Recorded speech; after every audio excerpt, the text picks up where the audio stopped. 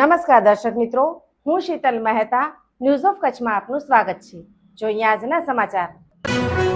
બંદરીય શહેર માંડવીમાં ગ્રાહક બનીને આભૂષણની ખરીદી કરવા માટે આવેલી અજાણી મહિલાઓ બે દુકાનમાંથી રૂપિયા 1,20,000ની કિંમતના દાગીના સેરવી ગઈ હોવાની ઘટના સામે આવી છે। પ્રાપ્ત વિગતો મુજબ ફરિયાદી બિમલ દિનેશચંદ્ર સોનીએ માંડવી પોલીસ મથકે અજાણી મહિલાઓ સામે ગુનો નોંધાવ્યો છે।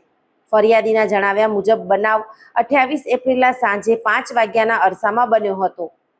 ફરિયાદીની કેટી શાહ રોડ પર આવેલ શ્રી જ્વેલર્સ નામની દુકાનમાં આરોપી મહિલાઓ ગ્રાહક બનીને આવી હતી। દાગીનાની ખરીદી કરવાના નામે નાકમાં પહેરવાની રિંગ જોઈ હતી, જે બાદ ખરીદી કર્યા વગર ચાલી ગઈ હતી।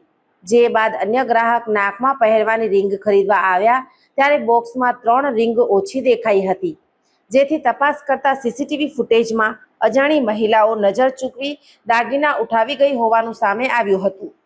આ બાબતે અન્ય વેપારીઓને વાત કરતા ફરિયાદીના મિત્ર મૌલિક દિનેશકુમાર સોનીની ઝાંસી કી રાની રોડ પર આવેલ સોની દિનેશકુમાર લક્ષ્મીદાસ નામની દુકાનમાં પણ આરોપી મહિલાઓ આવેલી હતી અને ત્યાંથી પણ દાગીના ચોરી કરેલા હોવાનું જાણવા મળ્યું હતું।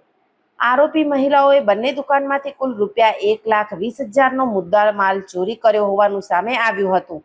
સમગ્ર મામલે પોલીસે ગુનો દાખલ કરી સીસીટીવી ફૂટેજના આધારે આરોપી મહિલાઓને ઝડપી લેવા તપાસ હાથ ધરી છે। આ હતા આજના સમાચાર।